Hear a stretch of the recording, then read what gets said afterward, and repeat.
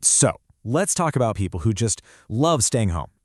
Society might slap a label on them, call them boring. But what if science has a totally different story to tell?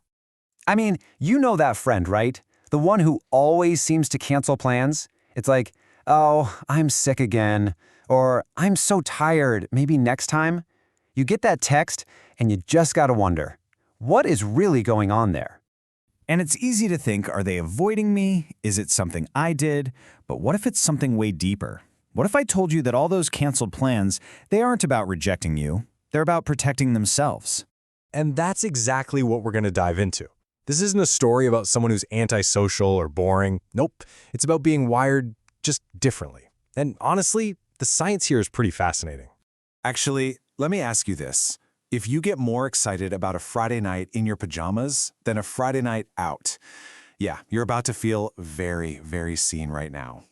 All right, so what is really going on with our friends who are homebodies? Well, it all comes down to this really simple but powerful idea, the social battery. Okay, so think of it like this. For an extrovert, being around people, the noise, the action, the chaos, it's like plugging their phone into a supercharger. They gain energy. But for an introvert or someone who just really seeks solitude, every single social interaction, even the good ones, it's like an app running in the background, just slowly draining that battery bar by bar. And that's why home is so critical. For them, it's not just a place with a roof. It's the only charger that actually works. It's the one and only place they can go to get back to 100%. And get this, there's actually a scientific name for this whole thing. It's called optimal arousal theory. And basically what it says is that some people's nervous systems are just naturally wired to need less outside stuff to feel good. They're already at their sweet spot. It's not a choice, it's just their neurology.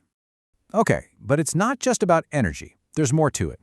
The reason people love staying home is also about control. And, maybe surprisingly, creativity. I mean, just think about it for a second. The world outside, it's unpredictable. It's loud. Plans change on a dime. You have to make all that small talk. But at home, you are in control. You set the volume, the lighting, the whole vibe. You're the director. And you have to understand, for someone with anxiety or who's just highly sensitive, that control isn't some little luxury. It's a survival tool. It's literally how they stop themselves from getting totally overwhelmed by everything. But here's where it gets really interesting. Staying home isn't just about dodging the bad stuff, it's about making space for the good stuff. I mean, actual studies show that solitude leads to more creativity, deeper thinking, and even makes us better at solving problems. So that whole idea of doing nothing, turns out, that's when our brains are often doing their most important work. The best ideas aren't usually born in a noisy bar. They're born in a quiet corner with a book, or just with your own thoughts. Okay. But we have to be honest here. There's a really important line to draw. Is staying home about finding peace, or is it about hiding? Because look, for some people, home isn't this joyful choice. It's a necessity. It's driven by things like social anxiety, or depression, or even past trauma. And when that's the case, home can start to feel like both a safe haven and a cage. So this is the big question you've got to ask yourself. It's a powerful one. Do you stay home because it fills you up, because it recharges you? Or do you stay home because leaving just feels too heavy? And that difference is everything. One is a conscious choice you're making for your own well-being. The other is a reaction to something deeper you're struggling with. And just knowing which one it is for you, that's a huge first step.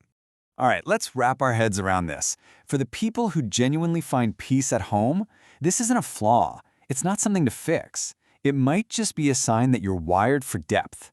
See, for a homebody, happiness isn't always about these big, grand adventures. It's found in the small, meaningful things. That morning coffee ritual, your favorite spot on the couch, the way the sunset hits the room just right, rewatching a show that feels like a warm hug. These aren't boring, they're anchors. They're what ground you in a really chaotic world. And yep, you guessed it, psychologists have a name for this too. It's called a low stimulation preference. All it really means is you don't need the outside world to be your entertainment, because your inner world is already plenty interesting. So next time society tries to tell you that a quiet life is a sad life, or that you're missing out on something, just remember this. It's not sad. It's self-awareness. It's knowing exactly what you need and having the confidence to give that to yourself.